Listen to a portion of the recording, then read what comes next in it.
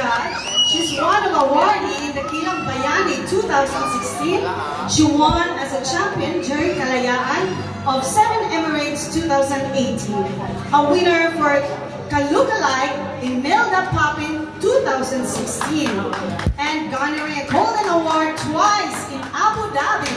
She is one of the officials in AFC and a performer for an event and a judge too.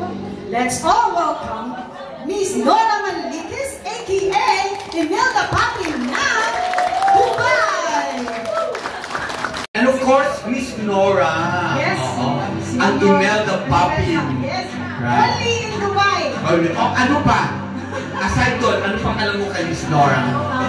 Dakilang awardee. Dakilang awardee. Wow, okay. 2016. Ano pa yung year, ha? Oo nga. Wow, hindi ko alam yun, ha? Okay, well, thank you very much, Miss Nora, for gracing our event.